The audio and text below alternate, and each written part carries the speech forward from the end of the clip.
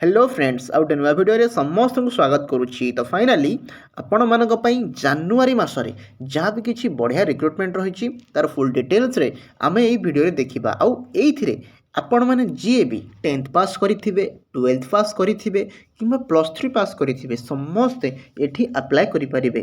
ता सहित एठी देखंतु बहुत बढ़िया वैकेंसी रही जोटि कि 48,000 रु अधिक माने पाखापाखि 50,000 वैकेंसी रही। तो निश्चित आपण मैंने वीडियो को देखा सहित अप्लाई केमती करेंगे कौन प्रोसेस रही चलतु फुल डिटेल्स रे आमे वीडियो रे जानिबा। ता सहित वीडियो को लाइक करके निजर सांग मानकु शेयर मध्य करदेवे। तो आपण मानकर प्रथम वैकेंसी रोची OSSC तरफ जोटा कि समस्त आपण मैंने जानिथिबे। देखंतु क्वालिफिकेशन रोची ग्रेजुएशन, एज लिमिट रोची 20 रु 42 वर्ष भितर जनरल पिला मानक पई आ जो मानकर जानिथिबे 5 वर्ष लेखा कौन रही रिलैक्सेशन से मैंने 47 वर्ष करेंगे। ग्रेजुएशन जो ये रही जेकोसी आप साइंस आर्ट्स कॉमर्स जो भी ग्रेजुएशन करते चलो ठीक अच्छे।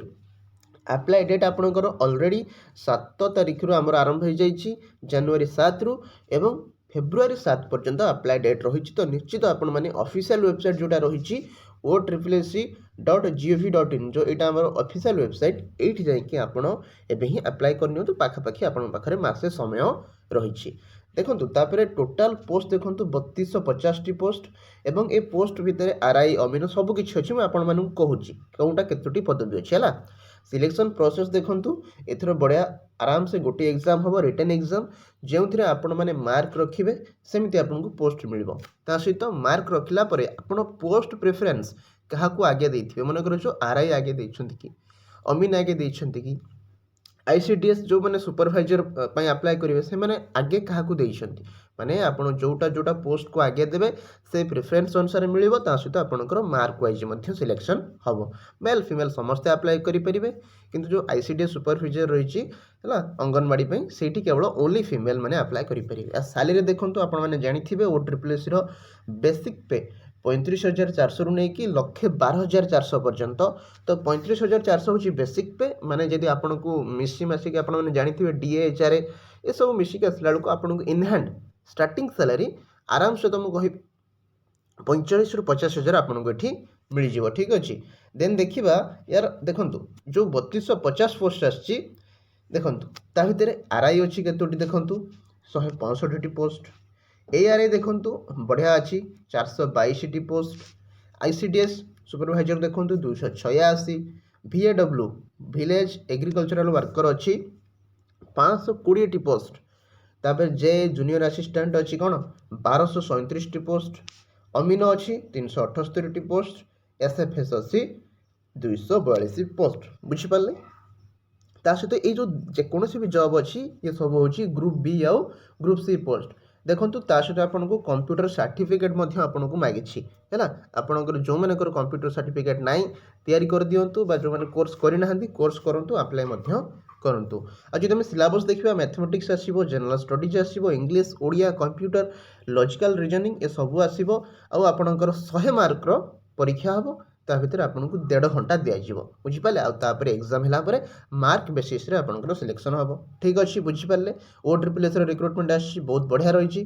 देन देखो रेलवे ग्रुप D वैकेंसी आसी मात्र क्वालिफिकेशन जो मैंने 10th पास करेंगे आउ ITI करेंगे ना से मैंने अप्लाई करेंगे। देखो मात्र 10th पास ता उपरकू तो आप जहाँ भी पढ़ी हम मिनिमम 10th पास ओके। एज लिमिट से देखो 18 रु 33 वर्ष रही रिलैक्सेशन थे 5 वर्ष ऐड करेंगे ठीक अच्छे। अप्लाई डेट देखो आरंभ होइनी आमर यही आगामी जनवरी 21 आरंभ हम फेब्रुआरी 20 पर्यंत आपंकर रही ये भी पाखापाखि मासे माने अप्लाई डेट रही कि एबे होइनी जो हम मुझे कहीदेवी। नंबर ऑफ पोस्ट देखो सब बढ़िया कथा हूँ टोटाल 22,000 पोस्ट अप्रोक्स जिते भी आम RRB रहा भुवनेश्वर कोलकाता ये सब मिसेक सब RRB मिसेक 22,000 पोस्ट पाखापाखि आसो आउ सिलेक्शन प्रोसेस रिटन एग्जाम हम मेल फीमेल समस्त ये अप्लाई करेंगे।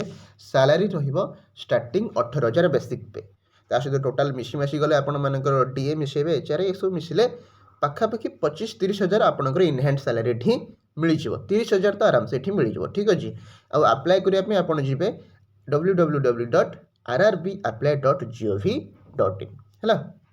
ତା ସହିତ ଆଗାମୀ ଯେତେବେଳେ ବି ଆପଣଙ୍କର ଏକ୍ଜାମ୍ ହେବ OSSC ଓ SSC ପାଇଁ ଆମ ଏଇ ଚ୍ୟାନେଲରେ ୟୁଟ୍ୟୁବରେ ହିଁ ଆପଣମାନଙ୍କ ପାଇଁ କ୍ଲାସ୍ ହେବ। ତ ଯଦି ସବସ୍କ୍ରାଇବ୍ କରିନାହାନ୍ତି ୟୁଟ୍ୟୁବକୁ ସବସ୍କ୍ରାଇବ୍ କରିନେବେ। ଆଉ କରେଣ୍ଟ ଆଫେୟାର୍ସ କ୍ଲାସ୍ ମଧ୍ୟ ମୁଁ ଆପଣଙ୍କ ପାଇଁ ନେଇ ଆସୁଛି, ଷ୍ଟାଟିକ୍ ଜିକେ ମଧ୍ୟ ଆଣିବି, ତ ତାକୁ ମଧ୍ୟ କ୍ଲାସ୍ ଦେଖିପାରନ୍ତି। ଠିକ୍ ଅଛି, ଯାହା ବି କିଛି ଆଗାମୀ ଏକ୍ଜାମ୍ ଅଛି। ତାପରେ ଦେଖନ୍ତୁ forester, forest guard, excise constable, ୟାର ମଧ୍ୟ ଭ୍ୟାକେନ୍ସି ଆସିଛି। କ୍ୱାଲିଫିକେସନ୍ ରହୁଛି 10th ଆଉ 12th। ଫରେଷ୍ଟର ପାଇଁ କେତେ 10th, ସରି ହଁ ଫରେଷ୍ଟ ଗାର୍ଡ଼ ପାଇଁ 10th ଆଉ ଫରେଷ୍ଟର ପାଇଁ 12th ପାଖାପାଖି ମାନେ ରହୁଛି ଆପଣଙ୍କର କ୍ୱାଲିଫିକେସନ୍। ଏଜ୍ ଲିମିଟ୍ ଦେଖନ୍ତୁ 18ରୁ 41 ବଢ଼ିଯାଇଛି ଆପଣଙ୍କର ଏଜ୍ ଲିମିଟ୍, ଜାଣିଥିବେ ଓଡ଼ିଶା ଗଭର୍ଣ୍ଣମେଣ୍ଟରେ, ସେଥିପାଇଁ 18ରୁ 41 ବର୍ଷ ଆପଣଙ୍କର ହେଇଯାଇଛି, ଯେଉଁଟାକି ବହୁତ ପିଲାମାନଙ୍କ ପାଇଁ ସୁବିଧା ମଧ୍ୟ ହେବ ଆପ୍ଲାଏ କରିବା ପାଇଁ। ତାପରେ ଆପ୍ଲାଏ ଡେଟ୍ ଆପଣଙ୍କର ଅଲରେଡ଼ି ଷ୍ଟାର୍ଟ ହେଇସାରିଛି।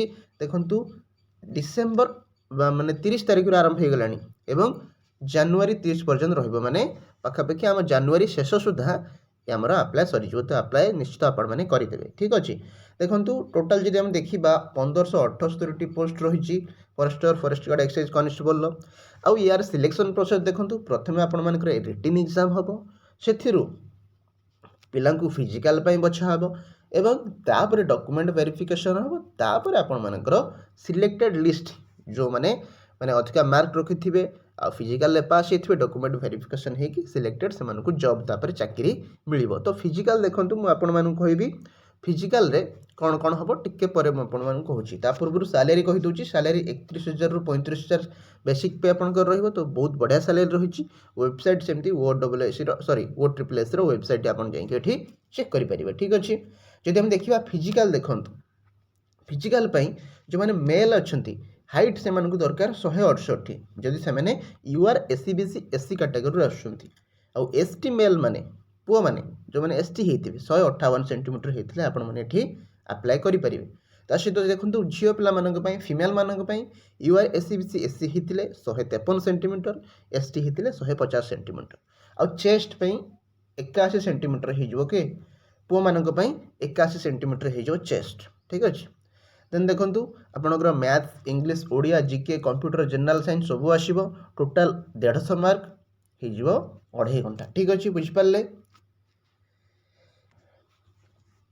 ଦେନ୍ ଆପଣଙ୍କର ଦେଖନ୍ତୁ OSSC CGLର ମଧ୍ୟ ଭ୍ୟାକେନ୍ସି ଆସିଛି, ଯେଉଁଥିରେ ଗ୍ରାଜୁଏସନ୍ ଆପଣ ଯେକୌଣସି ବି ଗ୍ରାଜୁଏସନ୍ କରିଥାନ୍ତୁ, ପ୍ଲେନ୍ ହେଉ ସେ ଟେକ୍ନିକାଲ୍ ହେଉ, ଯେକୌଣସି ଷ୍ଟ୍ରିମ୍ରେ କରିଥାନ୍ତୁ, ଗ୍ରାଜୁଏସନ୍ ଖାଲି ଦରକାର।